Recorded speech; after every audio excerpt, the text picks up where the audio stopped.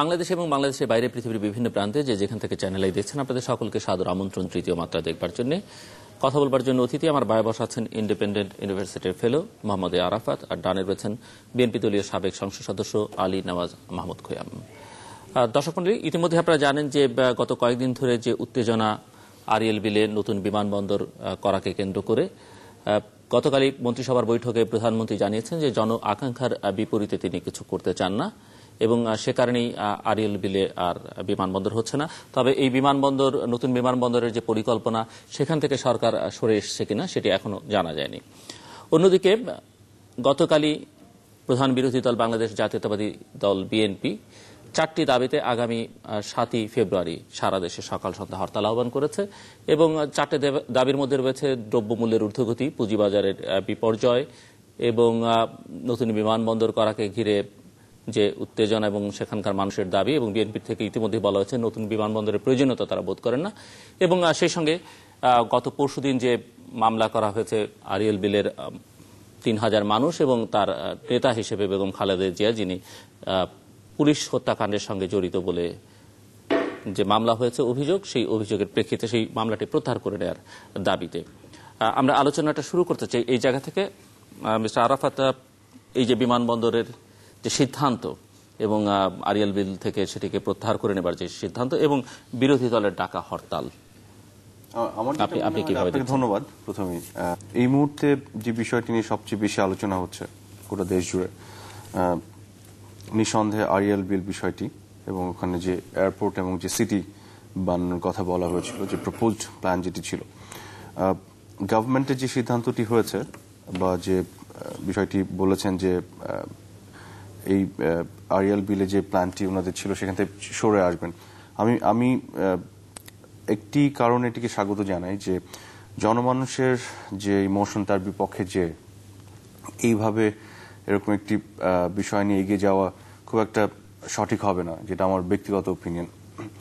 আর ডেভেলপমেন্টের ক্ষেত্রে এই ধরনের সমস্যাগুলি আমরা বিভিন্ন জায়গায় আগেও দেখেছি, যে ডেভেলপমেন্টের সাথে যে বিরোধগুলি, মানুষের ক্ষুদ্র ব্যক্তিগত স্বার্থ আর গ্রেটার ইন্টারেস্টের যে বিষয়গুলি, গভর্নমেন্ট তো সরকারের যাই মানুষের বিগার পার্সপেক্টিভে মানুষের যে ওয়েলফেয়ার, এগুলো চিন্তা ভাবনা করে একটা দেশের, বাংলাদেশ আমাদের এখন যে গভর্নমেন্ট আছে, দেশের ভবিষ্যৎ, দেশের ডেভেলপমেন্ট, এগুলো চিন্তা করে অনেক প্ল্যান করতে হয়, একটা ভিশন সেট করতে হয় এবং ভিশন একটি আছে আমরা জানি, এবং তার অংশ হিসেবে অনেক ডেভেলপমেন্ট ওয়ার্ক করতে হবে। যেমন ইলেকট্রিসিটি প্রডিউস করতে হবে, করছেন, এখানে বাংলাদেশ অনেকটা পিছিয়ে ছিল এবং এগুলো আমরা জানি এই কাজগুলো এগিয়ে যাচ্ছে। বাংলাদেশে ট্রাফিক জ্যামের সমস্যা আছে, ফ্লাইওভার্স হচ্ছে ঢাকা শহরে আমরা জানি বড় বড় দুটো, এবং এলিভেটেড এক্সপ্রেসওয়ের কাজ, পেপার ওয়ার্ক মোটামুটি হয়ে গেছে, এটি শুরু হয়ে যাবে আমরা শুনেছি। আমাদের এয়ারপোর্ট লাগবে, আমাদের আরো এরকম সিটি তৈরি করতে হবে, স্যাটেলাইট সিটি তৈরি করতে হবে, এগুলো তো করতেই হবে। কিন্তু করতে গিয়ে যে বিরোধের যে জায়গাটি দাঁড়িয়ে যায়, জমি অধিগ্রহণ করতে হয় এবং যাদের জমি যায় তারা হয়তো অনেক ক্ষেত্রে বিভিন্ন ধরনের ইমোশনাল অ্যাটাচমেন্টের জন্য গ্রাম, ভিটে মাটি, পৈতৃক ভূমি, এইসব বিষয়গুলি এসে পড়ে এবং এটা নতুন কিছু নয়। কিন্তু আরেকটি বিষয় যেটি এসে পড়ে সেটা আমরা দেখেছি ইনভায়রনমেন্টাল যে কারণগুলি, পরিবেশ বিপর্যয়, এই বিষয়গুলি। কিন্তু এখানে যেটা আসলে আমাদের করা উচিত, মানে বাংলাদেশের আইন কিন্তু পরিবেশ আইন অনুযায়ী ওখানে কিছু করা যায় না, আমাদের অ্যাবসলিউটলি আইন অনুযায়ী এই কাজগুলি করতে হবে, করা না গেলে করা যাবে না, সিম্পল অ্যাজ দ্যাট, আমি যেটা বুঝি। তবে একটা জিনিস হচ্ছে যে এই বিরোধের মীমাংসা কিভাবে হবে, আমাদের দেখতে হবে যে কস্ট অ্যান্ড বেনিফিট অ্যানালিসিস করতে হবে। আপনি যে কোনো ডেভেলপমেন্ট ওয়ার্ক করেন, আপনি যদি এটার কোনো না কোনোভাবে ইকোসিস্টেমের একটা এফেক্ট থাকে, কোনো না কোনোভাবে কিছু না কিছু স্টেক হোল্ডার থাকে যারা ক্ষতিগ্রস্ত হচ্ছে, বাট বিগার পার্সপেক্টিভে আমরা যখন দেখি এটার বেনিফিটটা অনেক বেশি, তখনই আমরা সেটা করি। এবং পরিবেশ বলতে পরিবেশের সবচেয়ে গুরুত্বপূর্ণ কম্পোনেন্ট কিন্তু মানুষ নিজে, মানুষের উন্নয়নের জন্য, মানুষের প্রগ্রেসের জন্য কিন্তু আমরা এই উন্নয়নমূলক কাজগুলি সরকার হাতে নেয় এবং মানুষের প্রতিনিধি হিসেবে হাতে নেয়। তো এখন যেটি হচ্ছে, এটার যে রাজনৈতিক দিকটি আছে যেটি আপনি বললেন, আমার মনে হচ্ছে যে এরকম জনমানুষের, ওই এলাকার মানুষের যে বিক্ষোভ, বুঝে হোক না বুঝে হোক বা যৌক্তিক কারণে হোক অযৌক্তিক কারণে হোক, এই বিষয়টিকে গভর্নমেন্ট আজকে যারা আছেন তারা তো গণতান্ত্রিক সরকার, মানুষের ভোটে ওনারা দায়িত্বে এসেছে, নির্বাচিত, কাজে সেই ইমোশনের প্রতি তাদের সম্মান দেখানো উচিত। এবং কোন জোর জবরদস্তি তো একেবারে আমি মনেও করি না যে আমাদের প্রাইম মিনিস্টার সেই প্রজ্ঞা আছে ওনার, যে জোর জবরদস্তি কোনো প্রশ্নই আসে না। একেবারে আলোচনা, এবং চিন্তা ভাবনা করে আলোচনার মধ্য দিয়ে একটি শান্তিপূর্ণ পরিবেশের মাধ্যমে এটি করতে হবে, যেটা আমি মনে করি। তবে এই বিষয়টিকে কেন্দ্র করে বিএনপির যে অবস্থান যেটি বললেন, আসলে আমি অনেক জায়গায় শুনছি, অনেকে বলছেন এটিকে রাজনীতি করা যাবে না, এটা উন্নয়নের বিষয়। তো রাজনীতি কোন জিনিসটা রাজনীতির বাইরে, এটি তো রাজনীতির অংশ। কিন্তু আমি যেটি বলবো, এটা নিয়ে নেগেটিভ রাজনীতি না করলে ভালো। এইসব বিষয়গুলো নিয়ে কিছুটা কনসেনসাস আমাদের থাকা উচিত পলিটিক্যাল পার্টিগুলোর মধ্যে।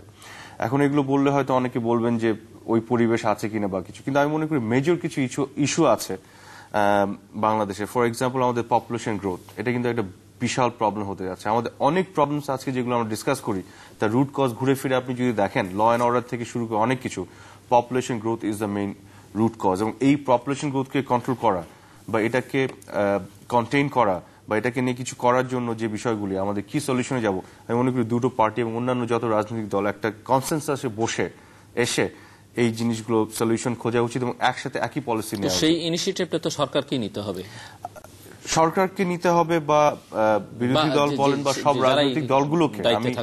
অফকোর্স, অ্যাবসলিউটলি, এখানে আমি I don't disagree with you.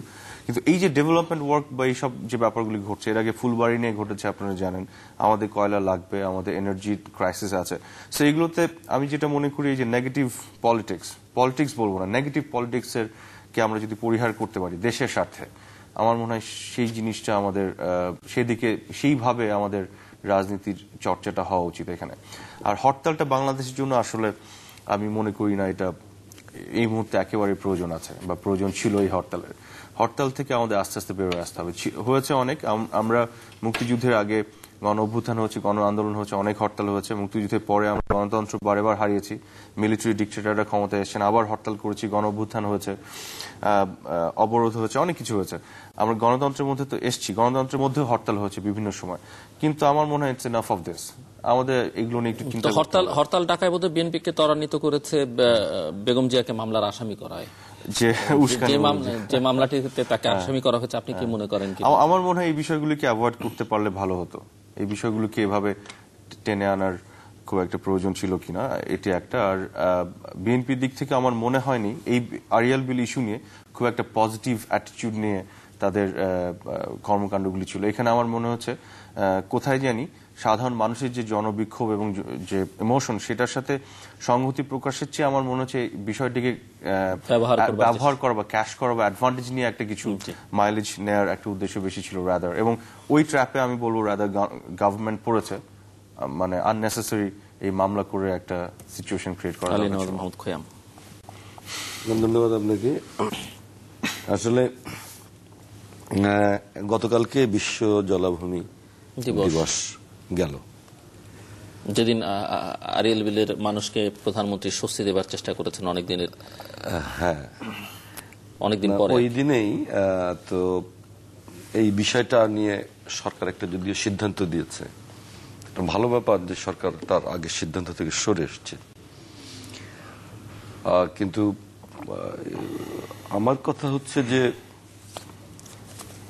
অনেক ঘটনা কিন্তু ঘটে গেল মাঝখানে। গভর্নমেন্ট সরে আসলো, কিন্তু ইতিমধ্যে যে সমস্ত ঘটনা ঘটে গেল, এগুলো গভর্নমেন্ট যদি তার কাজ সম্পর্কে বা পরিকল্পনা সম্পর্কে, পরিকল্পনা বাস্তবায়নের ক্ষেত্রে তার খুব স্বচ্ছ ধারণা থাকতো, আমার বিশ্বাস যে এই ধরনের পরিস্থিতির মধ্যে গভর্নমেন্টকেও পড়তে হতো না। এবং এইটা নিয়ে এই যে প্রাণহানি ঘটলো, ওইখানে অনেক ক্ষয়ক্ষতি হলো, নানা রকম সংকট সমস্যা হলো, প্রায় 16,000 মানুষের নামে মামলা হলো। মানুষ, আপনার পত্রিকায় দেখেছেন যে ঘর বাড়ি ছাড়া, মহিলা পর্যন্ত তারা ঘর বাড়ি ছাড়া, অনেক ঘটনা কিন্তু এখানে ঘটলো, যেগুলোকে কিন্তু অ্যাভয়েড করা যেত। যাক, তবুও গভর্নমেন্ট এটা করেছেন। আমি বলবো যে অবস্থার কারণে, পরিস্থিতিগত কারণে গভর্নমেন্ট ওখান থেকে সরে আসতে বাধ্য হয়েছে। আমার যেটা ধারণা যে আসলে এরকম একটা কর্মসূচির মধ্যে গভর্নমেন্ট না ভেবে চিন্তেই কিন্তু গিয়েছে। আমাদের দেশে এরকম একটা যথেষ্ট পরিমাণে হোমওয়ার্ক করা হয়নি পুরো বিষয়টা নিয়ে। হ্যাঁ, সেটাই আমি বলছি যে প্রথমত হচ্ছে যে আমি যতদূর জানি, পত্রপত্রিকায় আমি দেখলাম এটার কোনো ফিজিবিলিটি টেস্ট করা হয়নি।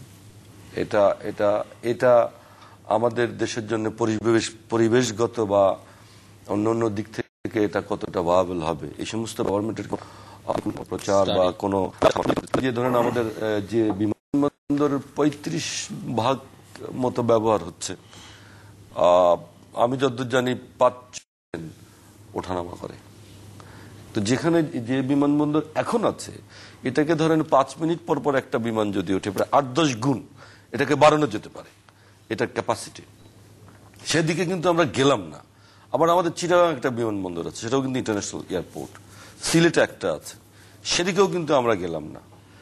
আমাদের রাজশাহী এয়ারপোর্টটা বন্ধ, সৈয়দপুরের এয়ারপোর্টটা বন্ধ, বরিশালের এয়ারপোর্টটা বন্ধ।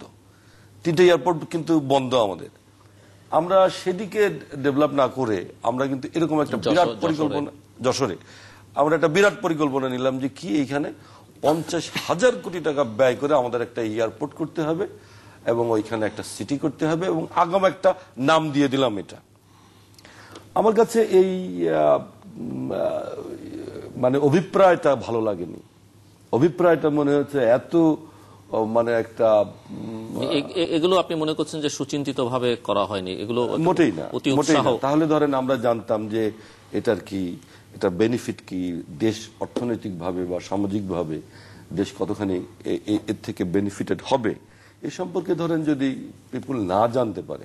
আর চোখের সামনে যেটা দেখলাম যে যেগুলো আছে সেইগুলোর তো ব্যবহার নেই, যথেষ্ট ব্যবহার নেই, সেখানে এই জিনিসগুলো সম্পর্কে নানা রকম নেতিবাচক মনোভাব তৈরি হওয়া কিন্তু খুবই স্বাভাবিক।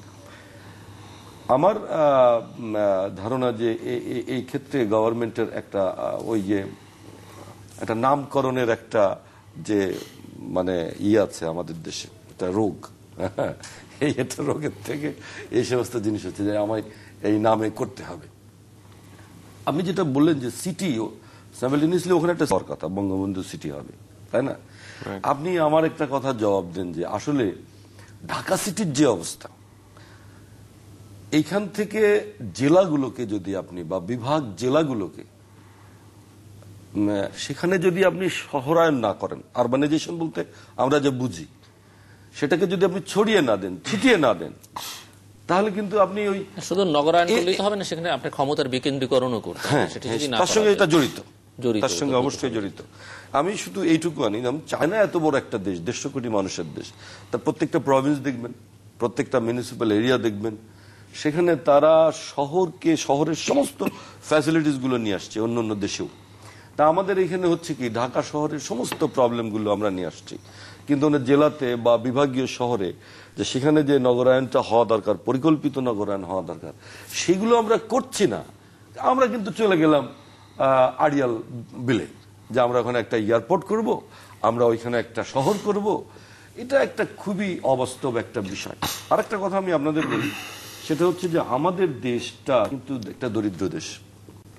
আপনি অবাক হবেন, আমরা তো খুব গরিব থাকতে করি, অসংখ্য সমস্যা আমাদের আছে, সেই সমস্যাগুলো আমরা অতিক্রম করতে চাই।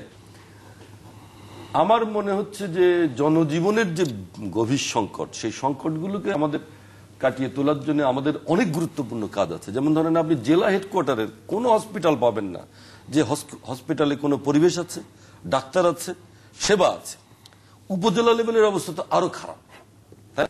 এই যে আপনার মানে শহরায়ন বলেন, স্বাস্থ্য বলেন, মানে গ্রামের ছেলেমেয়েরা কি পরিবেশে লেখাপড়া করে, কিভাবে মানুষ বাস করে, তাই না?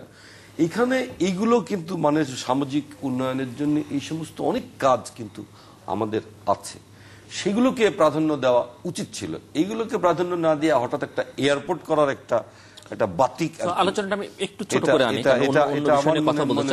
আপনি মনে করছেন যে এই সিদ্ধান্ত বা চাপে পড়ে হোক, যে কোনো কারণে হোক, এটি ইতিবাচক সিদ্ধান্ত সরকার যেটি নিয়েছে?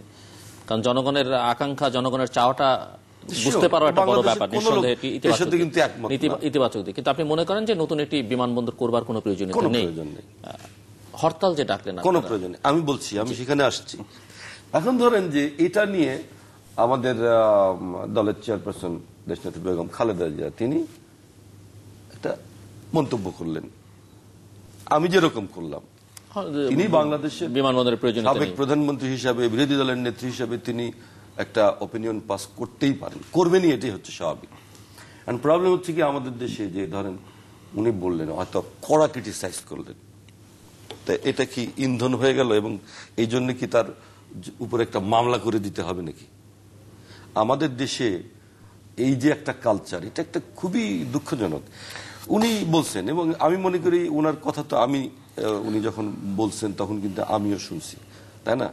আমি তো মনে করি এটা আরো তীব্র ভাষায়, আরো কড়া ভাষায় যদি উনি বলতেন, তাহলে সরকারের পক্ষ থেকে ওনার বিরুদ্ধে একটা মামলা করার মতো এরকম একটা হীন কাজ করার কিন্তু কোনো মানে মানে যুক্তি আছে বলে কিন্তু আমি মনে করি না।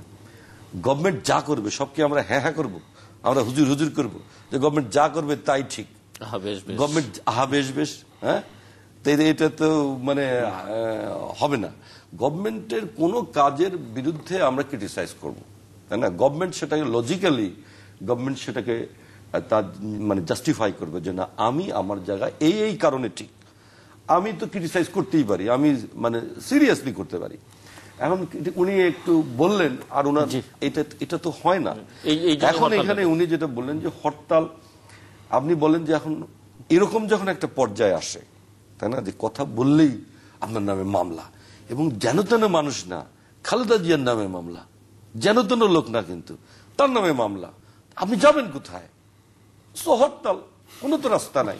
এখন আপনি কিভাবে যাবেন? আপনি এখন বলতে পারেন যে, আপনি বলতে পারতেন যে আহা আপনি আমার নামে মামলা করছেন, আহা আপনি পারলে আমার আর একটা করেন, তাই না? সে তো অন্য বিষয়। কিন্তু আমি তো মনে করি যে এটা একটা খুবই অন্যায় কাজ করছে গভর্নমেন্ট খুবই একটা অনৈতিক কাজ করছে মামলাটা করে। এই মামলাটা 16,000 মানুষের, এটা মানে 16,000 মানুষের নামে মামলা হয়েছে, বেগম খালেদা জিয়ার নামে মামলা হয়েছে, আর কি থাকে বাংলাদেশে বলেন? আমি ওনার টোনেই বলবো যে এরকম উনি একটা মন্তব্য করেছেন আমাদের মাননীয় বিরোধী দলের নেত্রী। উনি বলছেন তাই বলে কি মামলা করতে হবে? আমি ওনার সাথে এগ্রি করছি, বাট আমি একই সাথে ওনাকে বলবো তাই বলে কি হরতাল ডাকতে হবে? আর কোনো কিছু নেই, উপায় নেই, মেন্স নেই। আপনি সংসদে যান, আপনি আরো অনেক কিছু করার আছে। আপনি জনগণকে অ্যাওয়্যার করেন, সচেতন করেন, অন্যভাবে প্রতিবাদ করেন। হরতাল করলে তো ইকোনমির ক্ষতিগ্রস্ত হচ্ছে বাংলাদেশে, এবং সেই ক্ষতিগ্রস্ত আমি মানতে রাজি আছি যদি আমি দেখি গ্রেটার কোনো একটা কিছু পাওয়ার জন্য, বড় কিছু পাওয়ার জন্য এবং দেশ এবং জাতির স্বার্থে, তখন আমি হরতাল অবরোধে যে সেই ক্ষতি মেনে নিতে রাজি আছি। আমি একটা কথা বলি আপনাকে একটু। আমাদের সাবেক শিক্ষামন্ত্রী এহসানুল হক মিলন, তার সঙ্গে আপনার মহিউদ্দিন খান আলমগীরের আমি বলি একটু মানে আছে, মানে এলাকাগত রাজনৈতিক পক্ষ প্রতিপক্ষ। এহসানুল হক মিলনের বিরুদ্ধে প্রায় 20টা মামলা, আজকে 1 বছর সে জেলে। এবং আপনি অবাক হবেন যে কি মামলা। এই এহসানুল হক মিলন মোবাইল চুরি করছে, এহসানুল হক মিলন ঘড়ি চুরি করছে, ভ্যানিটি ব্যাগ থেকে টাকা তুলে নিয়ে প্রসঙ্গের বাইরে চলে যাচ্ছে। না, আমি বললাম যে আপনি জিনিসটা বুঝেন যে জিনিসটা এরকম এই লেভেলে যখন আসে তা আপনি কি করবেন? তারপর আমি মনে করি না যে এটা আমাদের আমিও হরতালের পক্ষে না, আপনি কি করবেন? এটা আমি মনে করি স্টিল এগুলোর আরো কোনো উপায় আছে। এগুলো এমন না যে আমাদের স্বাধীনতা বিপর্যয়ের মুখে, আমাদের গণতন্ত্র বিপর্যয়ের মুখে হরতাল অবরোধ করে এই জিনিসগুলোকে আমাদের হ্যান্ডেল করতে হবে। আমাদের এগুলো থেকে একটু বের হয়ে আসার প্রবণতা তৈরি করার প্রয়োজন আছে। আরো বেশ কিছু বিষয় আপনি বলেছেন। আরিয়াল বিলে এই প্রজেক্টটা নিয়ে যে গভর্নমেন্টের যে প্ল্যানটি ছিল সেটি নিয়ে সাধারণ মানুষের ওখানকার আমরা যে প্রতিরোধের বিষয়টি দেখেছি, সেখান থেকে গভর্নমেন্ট সরে আসছে, সেটিকে আমরা সাধুবাদ জানাচ্ছি এবং আমরা মনে করছি এটা ঠিক রাইট ডিসিশন হয়েছে। কিন্তু এয়ারপোর্ট এবং যে সিটি, সেটা তো একটা ডেভেলপমেন্টের একটা সাইন, রাইট? এখন আপনি বলছেন আমাদের যে এয়ারপোর্ট আছে সেটা আন্ডার ইউটিলাইজ, সেটা স্পেসিফিক ডেটা অ্যান্ড স্ট্যাটিস্টিক্স আমার লাগবে। আমি আজকে ডেইলি স্টারে বা বিভিন্ন নিউজ পেপারে আমি কয়েকজনের কাছ থেকে খবর পেলাম, পার্ট অফ দ্য রিসার্চে আমাদের যতটুকু আমি স্পেসিফিক সোর্স দিচ্ছি না, যে ওরা বলছে যে 40% আন্ডার ইউটিলাইজ। আবার আরো কিছু সোর্স থেকে বলছে যে এটা অনেক বেশি ক্রাউডেড থাকে, আন্ডার ইউটিলাইজড, বাকিটা ইউটিলাইজড। এই জন্য বলছে এইসব ইনফরমেশন গুলো কিন্তু কংক্রিট না, আমরা সোর্স উল্লেখ করে বলতে পারছি না। তো আমাদের আন্ডার ইউটিলাইজ বলেছে, এই জন্য মত পার্থক্য আছে। আমি সেই বিষয়টি বলছি, দিস ইজ নট ইয়েট ওইভাবে ফ্যাক্টস হিসেবে আমরা নিতে পারছি না। দ্বিতীয় হচ্ছে যে অনেক এয়ারলাইন আছে অভিযোগ করে এখন যে আমাদের এয়ারপোর্ট আছে ঢাকায়, তার লাউঞ্জ বা অন্য কিছু খোলার জন্য ইনাফ জায়গা পায় না। On the top of this, এটা লোকেশনটা কিন্তু একটা বড় জিনিস। এইখান থেকে যদি আপনি যদি আপনার কথা ধরে নিই 40% আপনি বলছেন ইউটিলাইজ, 60% আন্ডার ইউটিলাইজড, তো ওটা যদি ইউটিলাইজ করতে যান, বাংলাদেশের যে এমনি ট্রাফিক সিস্টেমের যে অবস্থা, ঢাকা শহর স্পেশালি, আমাদের এই এলাকার জন্য কিন্তু এয়ারপোর্টটা একটা প্রবলেম হয়ে দাঁড়াবে ইভেন্চুয়ালি। এবং আমি যেটা মনে করি, এয়ারপোর্টের মতন বড় স্থাপনা এগুলো কিন্তু আগে থেকেই চিন্তা করে করা শুরু করা উচিত, কিন্তু এটা হতে তো সময় লাগবে। আমার যেটা আছে এটাকে আমি ইউটিলাইজেশন বাড়াবো, দ্যাটস ওয়ান থিং, বাট এগুলো হচ্ছে ডেভেলপমেন্ট ওয়ার্ক। একটা গভর্নমেন্ট মানুষের জন্য ডেভেলপমেন্ট ওয়ার্ক করবে এবং তার বিরোধিতা আমি করবো, সেটা আমি মানতে রাজি না। আমি সেটাকে অ্যাপ্রিসিয়েট করবো রাদার। এবং সিটির যে বিষয়টা, আমার মনে হচ্ছে অ্যাপারেন্টলি নামকরণটা হ্যাজ বিকাম দ্য প্রবলেম। নামকরণটা আমি একটু বলি, নামকরণটা আমি আপনার কথা বলছি ওভারঅল জন্যই এরকম একটা as if, but that's not at all মানে right. I mean, this is not the right interpretation, because দেখেন ইভেন সাউথ এশিয়াতে সরকারের একটি দুর্বলতা যে সরকার ভালোভাবে মানুষের সামনে তুলে আনতে পারে। সেটাই আমি বলি, আপনার সাউথ এশিয়াতে বেশ কিছু সিটি আছে যেগুলো প্ল্যান সিটি, আগে প্ল্যান করে জমি একেবারে করে করা হচ্ছে। চণ্ডীগড় যেটা আছে ভারতে, ইভেন ব্যাঙ্গালোরকে গার্ডেন সিটি বলে, the one of the plan city. Even Islamabad Pakistan যে রাজধানী, সেটিও কিন্তু আলাদাভাবে প্ল্যান করে তৈরি করা। এই সিটিগুলি তৈরি করা is part of the development work. এবং আপনারা জানেন অস্ট্রেলিয়ার রাজধানী ক্যানবেরাও কিন্তু এরকম একটা সিটি।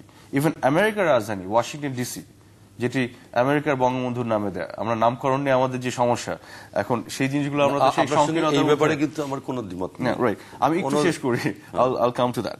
আচ্ছা, এখন বাংলাদেশের ক্ষেত্রে আমি একটু বলি, বাংলাদেশের যে পোটেনশিয়াল ইকোনমিক ডেভেলপমেন্ট যে গতিতে আগাচ্ছে এখন, ডেভেলপড কান্ট্রিগুলোর পরেই আপনারা জানেন যে ব্রিক যে 4টা দেশের কথা বলা হয়, ব্রাজিল, রাশিয়া, ইন্ডিয়া, চায়না এগিয়ে আসছে এবং তারা কিন্তু টেক ওভার করবে তাদের যে জিডিপি গ্রোথ যেভাবে আগাচ্ছে এবং যে ইকোনমিক ডেভেলপমেন্ট হচ্ছে।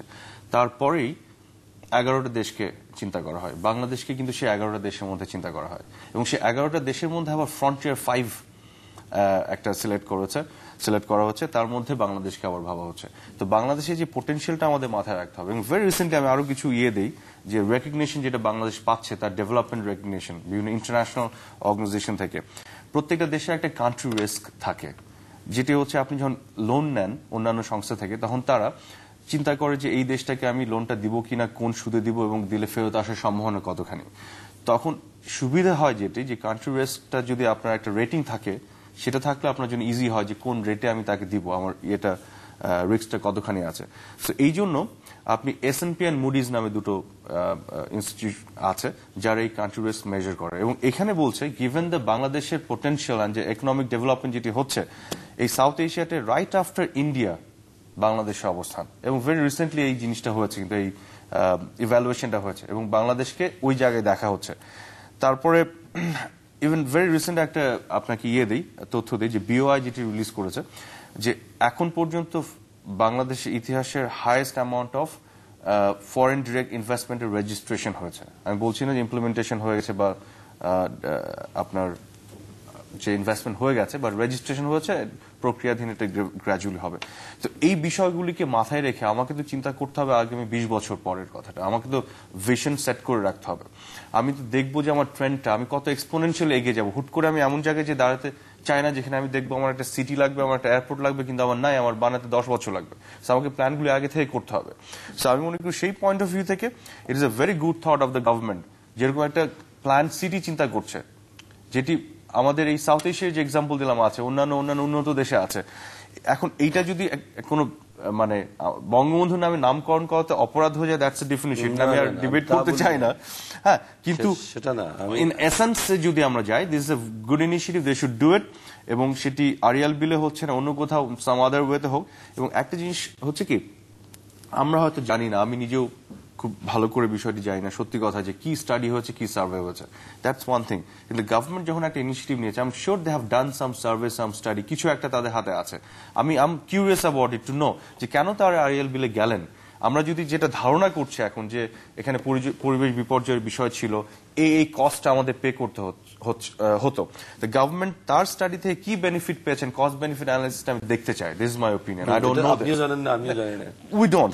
এরকম অনেক প্রজেক্ট আছে, we don't know and we don't care. এটা নিয়ে একটা আপনাকে জানতে হবে, তাই না? জানতে হবে, হ্যাঁ। এই জন্যই আমি বলছি, আমি এটা নিয়ে কোনো মানে অন্য কোনো তথ্য দিতে চাই না, আমি অকপটের স্বীকার করছি, আই ডোন্ট নো। এবং যেটা হচ্ছে কি, দেখেন আরো অনেক কিছু নিয়ে আমরা কিন্তু জানি না, কিন্তু যেটা হয় এখানে সেলফিশ ড্রিভেন কিছু বিষয় ঘটেছে, আপনি যত যাই বলেন।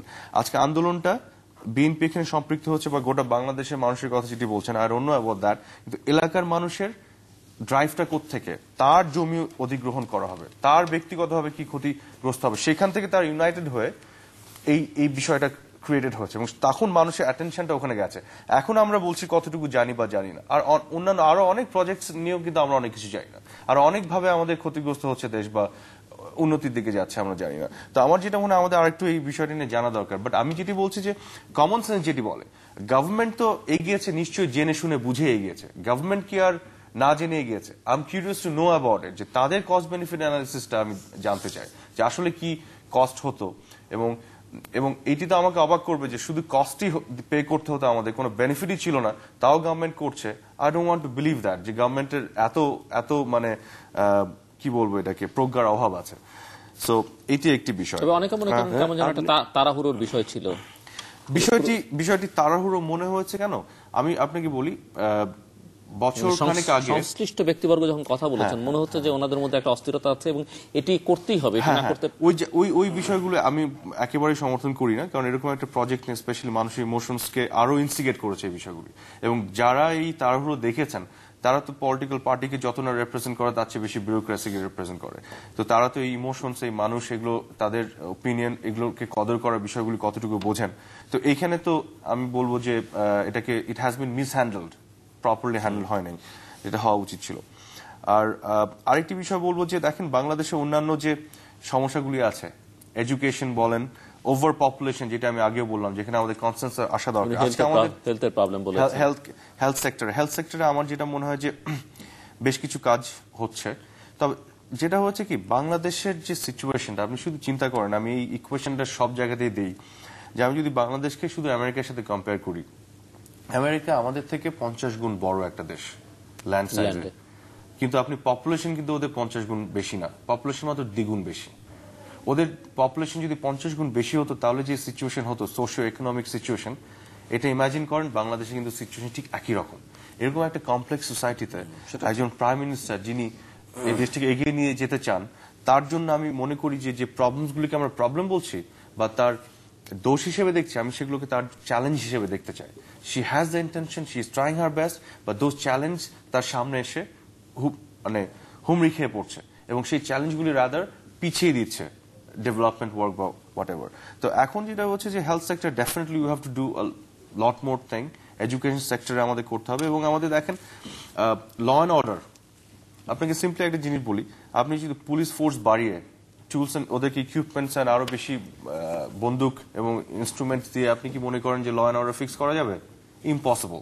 কিছুদিন আগে একটা রিপোর্ট দেখলাম, এক ছেলে, তার বাবা অপঘাতে মৃত্যু, তাকে এবং তার মেয়েকে নিয়ে মানে তাকে এবং তার বোনকে নিয়ে তার মা ঢাকায় আসলো, এসে ফুটপাতে গড়ে পড়ে তার মানুষ হলো, এবং সেই ছেলে একটু যখন বয়স বাড়লো তখন সে চুরি করা শুরু করলো। তারপরে একটা গ্যাং বানিয়ে তারপরে গ্র্যাজুয়ালি সে কি করলো, সে হাইজ্যাক করা শুরু করলো, তারপরে সে খুন করে 12 বছর জেলে গেল, জেল থেকে ফিরে এসে আবার এই অবস্থা। তো এই যে দারিদ্র এতগুলি মানুষের, এই যে অশিক্ষা, এই যে বেড়ে ওঠার পরিবেশ নাই, এই সমাজ যে তৈরি করছে, এই যে এইসব আপনার ক্রাইম অ্যাক্টিভিটিতে মানুষকে ঠেলে দিচ্ছে, সেটা আপনি শুধু মানে হোম মিনিস্ট্রি দিয়ে অ্যান্ড পুলিশ প্রশাসন দিয়ে কখনোই ফিক্স করতে পারবেন না। এটা কোনো শর্ট টার্ম অ্যাপ্রোচ হতেই পারে না, অনেক লং টার্মে চিন্তা করে আমাদের এগুলো গ্র্যাজুয়ালি। এবং সেই জায়গাগুলোতে বোধহয় এক ধরনের কনসেনসাসও দরকার। মানে এখন যেমন ধরেন যারা দায়িত্বে আছেন, ক্ষমতা আছেন, তারা এগুলো বোঝেন। ধরেন আপনার কথাটাই যৌক্তিকভাবে যদি ধরে নিই আমরা, তাহলে অন্যরা যখন ক্ষমতায় থাকেন তাদের জন্য কিন্তু চ্যালেঞ্জটা সমান। ইন্টেনশনের হয়তো প্রশ্ন মাত্রা থাকতে পারে, কিন্তু যারাই ক্ষমতায় থাকুন কম বেশি তো তারা কিছু। আপনার সঙ্গে আমার তো কোনো দ্বিমত হচ্ছে না। আমি একটু হরতালের ইস্যুটাতে যাই।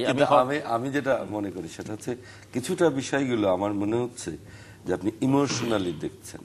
আচ্ছা, আমার কাছে মনে হচ্ছে, কারণ হচ্ছে যে ধরুন যে এখন গভর্নমেন্ট যারা আছেন তারা যা করছেন নিশ্চয়ই তারা একটা ভেবে চিন্তা করার চেষ্টা করছেন, তাই না? এরকম একটা ধারণা তো আপনি বললেন না। আমি এরকম আরো 10টা এক্সাম্পল জানি যেগুলো আমি জানি না, আমি সেগুলো থেকে আমি বলছি যেটি আমি জানি না সেটা আমার ধারণা যে ভেবে চিন্তা। এটা মনে করার কিন্তু কোনো কারণ নাই যে গভর্নমেন্ট যা ডিসিশন নেবে বা যা প্ল্যান করবে সেটার ব্যাপারে কোনো ক্রিটিসাইজ থাকবে না বা সেটার ব্যাপারে কোনো সমালোচনা থাকবে না, এটা কিন্তু মনে করার কিন্তু কোনো কারণ। সমালোচনা থাকলে অনেক সময় ভালো হয়। 2 নম্বর হচ্ছে যে আপনার গভর্নমেন্টের যে সমস্ত কার্যক্রম, সেই কার্যক্রমের মধ্যে আপনার কাছে হয়তো প্রায়োরিটি একটা, আমার কাছে আর একটা। আপনার কাছে হয়তো মনে হতে পারে যে একটা এরকম একটা বড় স্থাপনা করে আমি হয়তো দেশের অর্থনীতিকে ঘোরায় ফেলবো। আমি মনে করি যে না, মানুষের বেসিক নিডস যেগুলো এখনই ঠিক করা দরকার, সেটা আগে দেখা দরকার। আপনি কোনটা প্রায়োরিটি দেবেন সেটা নিয়ে একটা বিতর্ক হতে পারে, কিন্তু কোন গভর্নমেন্টই কিন্তু, আমি বলবো না যে কোন গভর্নমেন্টের মানে ইন্টেনশনটা বা তাদের প্রোগ্রামটা যে খারাপ, এটা মনে করার কোনো কারণ নেই। কিন্তু এখানে আপনার সঙ্গে আমার মত পার্থক্য হবে এটুকু যে আমরা প্রায়োরিটি কোনটা হবে সেটা নিয়ে আমরা চিন্তা। আমি ভাবলাম যে আজকে একটা বিরাট কিছু করে ফেলবো, কেমন, তো সেটা কি বাস্তবতার সঙ্গে মিল খায় না। বাস্তবতা সেটাকে গ্রহণ করে না। এটা আমাকে করতে হবে যে এই বাস্তবতায় আমার আজকে কি দরকার, কি করা প্রয়োজন, সেটাকেই কিন্তু আমাকে এখানে নিয়ে আসা দরকার। সেরকম করে সেই ভাবনার থেকে কিন্তু আমি যতটুকু বুঝি, যেমন আপনি ইনফরমেশন অনেক কিছু জানেন না বা আমিও জানি না, আমি যতটুকু পত্রপত্রিকা পড়ে বা জেনে শুনে যতটুকু বুঝি, সেখান থেকে আমার কাছে মনে হচ্ছে যে এই ধরনের কর্মসূচির আগে অনেক কর্মসূচি আছে যেগুলো করা দরকার। আপনি শহরের কথা বললেন, তো আমি তো একমত। আমার মত কি জানেন? আমার মত হলো, কেন প্রত্যেকটা শহরে একটা ভালো হসপিটাল হচ্ছে না, প্রত্যেকটা শহরে একটা ইউনিভার্সিটি, জেলা শহরে একটা বিশ্ববিদ্যালয় প্রধানমন্ত্রী বলেছেন প্রত্যেক জেলায় বিশ্ববিদ্যালয় হচ্ছে না, বা প্রত্যেকটা জেলায় একটা ভালো আবাসিক এলাকা কেন গড়ে উঠছে না।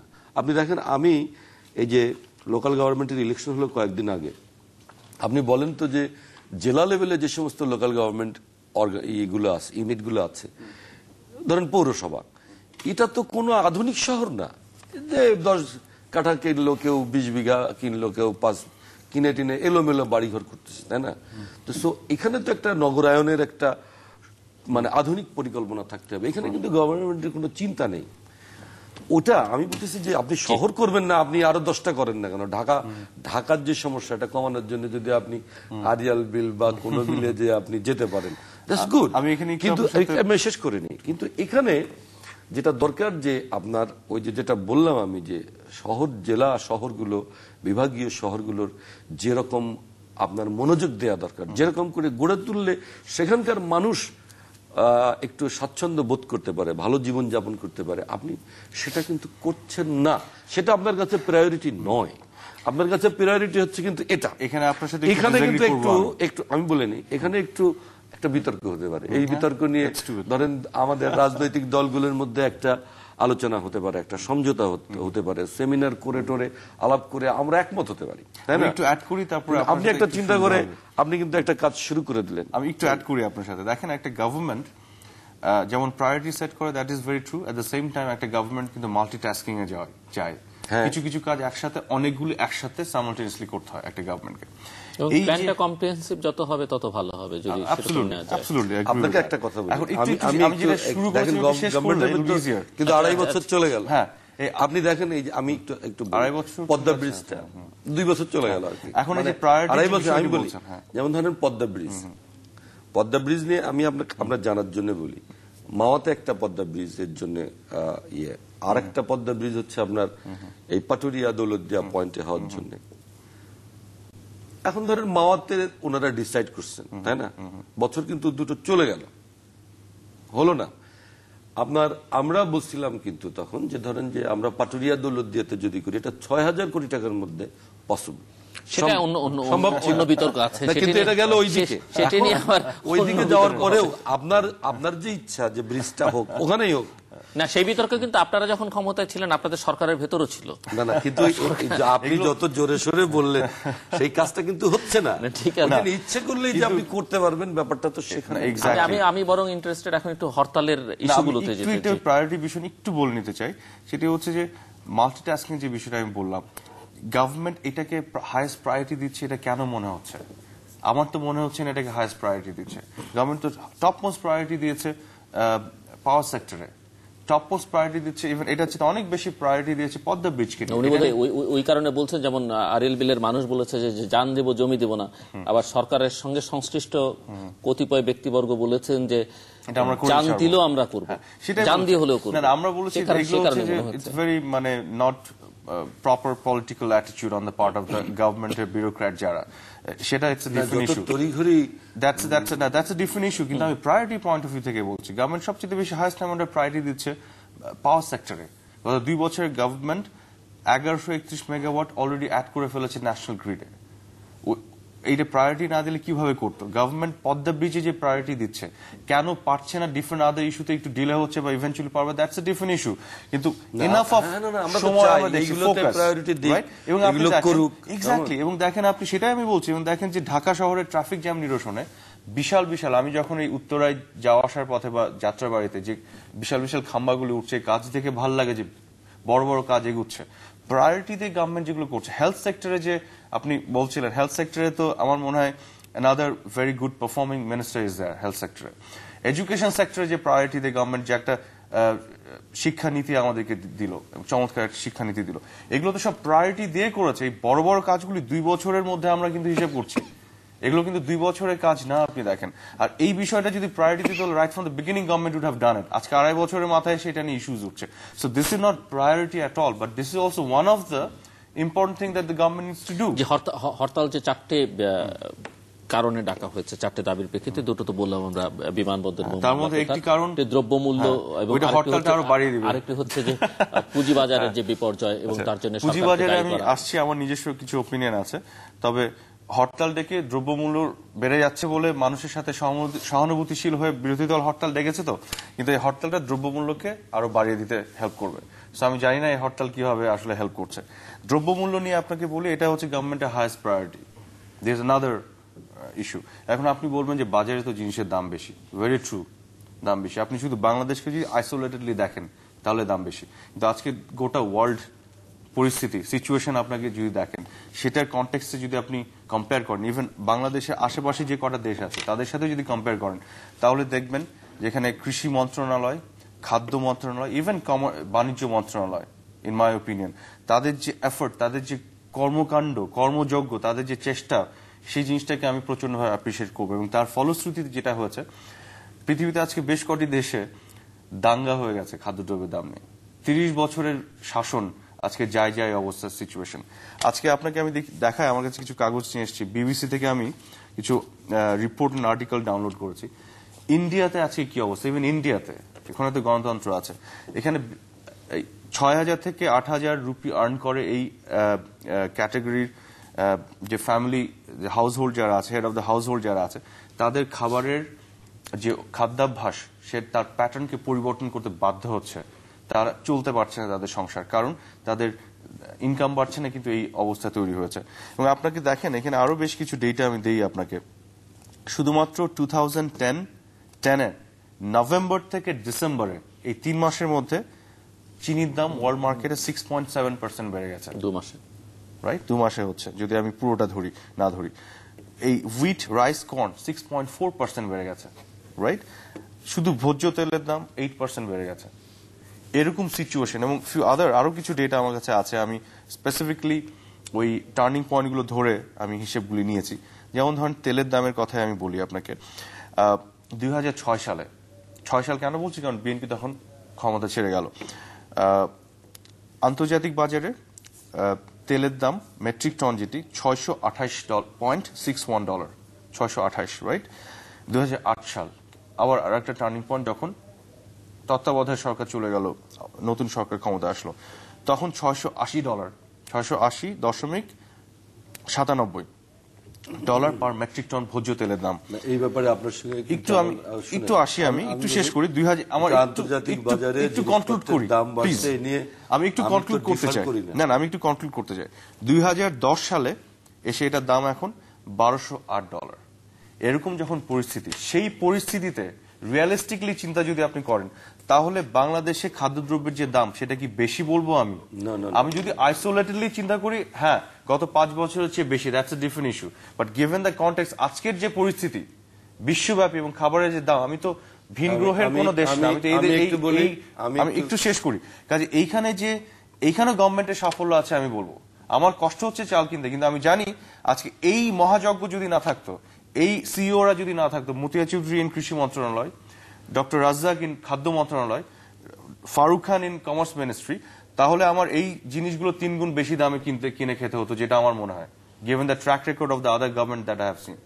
এবং আপনাকে বলি, টিসিবি কে নিয়ে অনেকে বলে, যে টিসিবি কে অ্যাক্টিভেট করা দরকার। টিসিবি নিয়ে মানুষের বিশাল মিসআন্ডারস্ট্যান্ডিং আছে, বোঝেই না অনেকে, এবং না বুঝে অনেকে কথা বলে। টিসিবি কিন্তু বাণিজ্য করবে না, এটা ইন্টারভেনশন মেকানিজম। গত রোজার মাসে আপনি দেখেছেন মোটামুটি খাদ্যদ্রব্যের দাম স্থিতিশীল ছিল শুধু টিসিবি কে অ্যাক্টিভেট করার জন্য, কিন্তু আজকে গোটা বিশ্বব্যাপী খাদ্য দ্রব্যমূল্যের পরিস্থিতি যে জায়গায় পৌঁছে গেছে, টিসিবি কে দিয়ে আপনি কখনোই সেটা এই বিষয়টিকে কন্ট্রোল করার কোনো সুযোগই নেই। বিকজ টিসিবি ইন্টারভিন করবে। ও যদি বাণিজ্য করা শুরু করে তাহলে যেটা হবে, যারা বাণিজ্য করছে ব্যবসায়ী কমিউনিটি, তারা তাদের ইনভেস্টমেন্ট পুল করে অন্য কোথাও ইনভেস্ট করবে, গভর্নমেন্ট তখন পড়বে আরেকটা বিপাকে। আমাদের কিন্তু বিগার পিকচারের পুরো প্রবলেমগুলি দেখতে হবে রিয়েলিস্টিকলি। না, ঠিক আছে। আন্তর্জাতিক বাজারে আপনার নিত্য প্রয়োজনীয় জিনিসের অনেক জায়গায় দাম বাড়ছে, এই ব্যাপারে কিন্তু কোনো আপনার সঙ্গে আমার মত পার্থক্য। আমি বলছিলাম যে আমি যেটা জানি, একটা গভর্নমেন্টের কাজ কি, এটা গভর্নমেন্টের কাজ হচ্ছে তার দেশের মানুষের আর্থিক যে সক্ষমতা তার সঙ্গে বাজারটাকে সামঞ্জস্য করে রাখা, কেমন, এটা হচ্ছে কাজ। আপনি দেখেন, আমার যতদূর মনে পড়ে আজ থেকে কয়েক বছর আগে ভারতে যখন জিনিসের দাম বেশি ছিল, বাংলাদেশে কিন্তু তখন জিনিসের দাম কম ছিল। ভারতের যখন চাউলের দাম বেশি খুচরো বাজারে, হ্যাঁ, অন্যান্য জিনিসের তেলের দাম বেশি, বাংলাদেশে কিন্তু সেই তুলনায় চাউলের দাম কম ছিল। এখন এইখানকার সাধারণ মানুষজন, আপনি যেটা বললেন, সাধারণ মানুষজন তো ধরেন এইটা চিন্তা করবে না। সাধারণ মানুষজন হলো পারছে না, তারা জীবনযাপন করতে পারছে না, এটা হচ্ছে বাস্তবতা। এবং এটাকে কিন্তু আপনি একসময় পুঁজি করলেন, আপনি বললেন যে আরে 10 টাকা চাল খাওয়াই দেব, তোমরা আমারে ভোট দিয়ে দাও, তাই না? তার মানে একটা ভোটের প্রয়োজনে বা রাজনীতির প্রয়োজনে এরকম একটা কথা বলতে কিন্তু আপনি ছাড়লেন না, করলেন। তাহলে আপনি এখন 10 টাকা চাল খাওয়ান, তাহলে আপনি ভর্তুকি দিয়ে খাওয়াবেন না, কেমনে খাওয়াবেন, এটা আপনি খাওয়াবেন। কিন্তু রিয়েলিটিটা হচ্ছে যে এটা সম্ভব নয়। নেতিবাচক রাজনীতির ফলে কিন্তু মানুষ আবার এরকম ভাবতে বাধ্য হচ্ছে। তুমি তো আগেও এরকম সমালোচনা করেছো। তুমি এখন আমাকে ওই দিন এক দর্শক চিঠি লিখেছে যে আপনি আওয়ামী লীগের কোন নেতা আসলে, দুজনের নাম উল্লেখ করেছে, তাদেরকে জিজ্ঞেস করবেন যে তারা তখন বলেছে যে হাওয়া ভবন তো দ্রব্যমূল্য মানে সিন্ডিকেট করে বাড়িয়েছে। আজকে তো হাওয়া ভবন নেই, ভবনই নেই। আজকে কোন ভবন থেকে দ্রব্যমূল্য বাড়ছে, মানে কারা নিয়ন্ত্রণ? আমার যেটা জানা, নেতিবাচক রাজনীতির কারণে আমার যেটা জানা, জিল্লু ভাই, আমি বলি, আমরা যখন গভর্নমেন্টের শেষ দিকে গভর্নমেন্ট ছেড়ে গেলাম, হ্যাঁ, তখন হলো আপনার চালের দাম ছিল সর্বোচ্চ 18 টাকা, কেমন? সেটা কেয়ারটেকার গভর্নমেন্টের সময় এসে কিন্তু বাড়তে বাড়তে একেবারে 45 টাকা চলে আসলো। এই গভর্নমেন্ট প্রথমে এসে সেই সময় মানুষ যে খুব একটা সুস্থিতে ছিল সেটি বলা যাবে না, তখন এগুলো নিয়ে কথা হয়েছে। বিরোধী দল আবার কিন্তু প্রায় তখনকার বিরোধী দল রাজনীতি করবার চেষ্টা করেছে। এখন আমার কথা হচ্ছে, এখন উনি ধরেন এটা নানা রকম যুক্তি দিয়ে যদি বলেন যে এটা হয়েছে ওটা হয়েছে, হতে পারে। আমি যুক্তি না, বাস্তবতা আমি বলি কথা তো বলাই যাবে। 10 টাকা বলছেন, এখন পারেন না কেন? এটা ভাই হয়েছে 74-এ যখন দুর্ভিক্ষ হলো, দেশে যখন বেদম লুটপাট। আমরা একটু 2011-এ থাকি, আমি বলি অনেক পিছনে। তারপরে তো আপনার 75-এর পরে তো এসে আবার মানে দ্রুত 1 বছরের মধ্যে তো সিচুয়েশন কন্ট্রোল হলো। এখন যে অবস্থাটা হচ্ছে 2011-এ এসে জিনিসপত্রের যেরকম দাম বাড়ছে, আপনি কি শুধুই মনে করেন যে আপনি যে সমস্ত মন্ত্রীদের নাম বললেন, শুধুই কি মনে করেন যে তারা না থাকলে জিনিসপত্রের দাম 100 টাকা হতো চালের কেজি, আরো বেশি হতো বাংলাদেশে? অফকোর্স এটা আপনার মনে হচ্ছে, তাই না? আমরা আবার মনে করি কি, আপনি এই যে খাদ্যমন্ত্রীর কথা বললেন, মনে হয় না। আমি বলি আজকের পত্রিকায় আপনি দেখবেন এই সামিট গ্রুপ আপনার এই শেয়ার মার্কেট থেকে কয়েক হাজার কোটি টাকা তুলে নিয়ে গেল। এই বাণিজ্য মন্ত্রী সামিট গ্রুপ, বাণিজ্যমন্ত্রী সামিট গ্রুপ, হ্যাঁ, সরি আমি I didn't get it. Summit group কি বাণিজ্য ফারুক খানের না? ফারুক খানের তো এটা কোন পত্রিকা? Summit group. তারপরে আপনার এই যে ওশান কন্টেইনার, এটা কোন পত্রিকা? ইনফরমেশন। বাণিজ্য মন্ত্রী সাহেবের সামিট গ্রুপ, হ্যাঁ, সামিট তো তাদেরই হ্যাঁ, তাদেরই না। এই যে ইনফরমেশনের যে ভুলগুলি আমাদের থাকে, দ্যাট মেক্স ইট সামিটের সঙ্গেই তারা, he has nothing to do with. তারপরে আপনার মেক্সিমকো, তাই না? তারা তো এখান থেকে প্রায় 85,000 কোটি টাকা তুলে নিয়ে গেল শেয়ার মার্কেট থেকে। আচ্ছা, আপনি 96-এর শেয়ার মার্কেটে এসে আওয়ামী লীগের সময় শেয়ার মার্কেট এসে ফল করলো, আবার এখন এসে কিন্তু ফল করছে। 96-এও আপনার অর্থমন্ত্রী বলছে আমি শেয়ার মার্কেট বুঝি না, আবার এই গভর্নমেন্ট এসে বলতেছে আমার কিছু ভুল ছিল, বলছে না?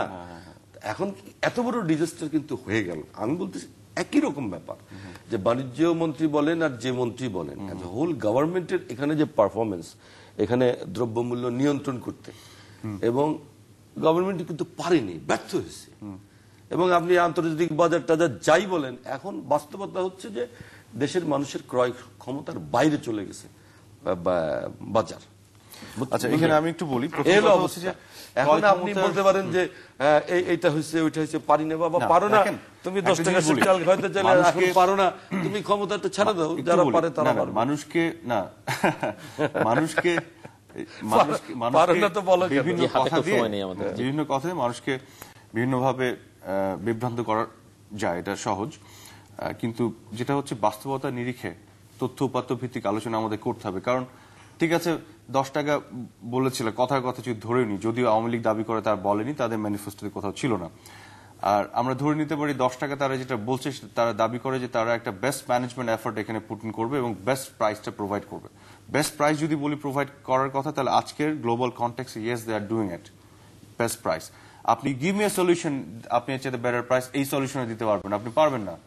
এই জন্যই আমি বলছি, আচ্ছা সেটা তো অন্য কথা, পারবে না যদি ধরেন আরেক গভর্নমেন্ট পারে, they are offering the best price, আর গভর্নমেন্ট পারতে পারে না। আপনি যেটি বলছেন আর আরেকটি যেটি বলছেন, তো give me the solution, show me how can you do it. পারতে পারি, পারবো বললে তো হবে না, there has to be a realistic approach to it, and realistic একটা ফর্মুলা দেখাতে হবে। তো আচ্ছা, আরেকটি জিনিস যেটা হচ্ছে যে যেটি বললেন যে ক্রয় ক্ষমতা, আমি আপনার সাথে অ্যাবসলিউটলি ডিসএগ্রি করি। বাংলাদেশের যারা 6,000 থেকে 18,000 টাকার বেতন মানে আর্ন করে, এরকম ক্যাটাগরি মানুষের ক্রয় ক্ষমতা বেড়েছে। এবং বাড়ার আমি কিছু ইন্ডিকেটর দিই আপনাকে, তাহলেই বুঝবেন। আজকে আপনি দেখেন তো 2 বছর বা 3 বছর আগে, একটু শেষ করি, 3 বছর আগে একজন ড্রাইভারের বেতন কত ছিল, আজকে একজন খুবই খারাপ অবস্থা। প্র্যাকটিক্যালি বলছি, একজন ড্রাইভারের বেতন কত ছিল 2 বছর 3 বছর আগে, আজকে কত? রিক্সা ভাড়া কত ছিল, আজকে কত দেন? সিএনজি ভাড়া কত ছিল, আজকে কত দেন? প্রত্যেকটা কিন্তু বেড়েছে। তার মানে ওই এন্ডে যারা আর্ন করছেন তাদের ইনকাম কিন্তু বেড়েছে, এবং ওরা কিন্তু ইন্টারেস্টিং যেটি হচ্ছে যে কিছু কিছু ক্ষেত্রে তারা যে মোটা চাল যারা কিনতো, তারা অনেকে আবার একটু ভালো চালও কিনছেন। আমি একবার মাঠে ঘাটের বাজারের খবরই বলছি, কারণ ইউনিভার্সিটির অধ্যাপক যারা হন, তারা কিন্তু শুধু ডেটা স্ট্যাটিস্টিক্স কালেক্ট করেন কিন্তু মাঠ থেকে, তারপর টেবল করেন, কিন্তু জিনিসটা কিন্তু ওখানেই কানেক্টেড। আরেকটি জিনিস একটু বলে নিই, আমার কাউকে ডিফেন্ড করতে হবে না, আমি অব্লিগেটেড না, কিন্তু ভুল ইনফরমেশন থাকলে একটু আমি মনে করি করা উচিত। আপনি যেটি বলেছেন বাণিজ্য মন্ত্রী সাহেব Faruk Khan has nothing to do with Summit Group, absolutely, এটা আপনাকে আমি ফর ফ্যাক্ট বলছি, and no one can provide any evidence that he is stakeholder, stockholder, share market no, এটা একটা বলি, he does not take any interest and do anything with this.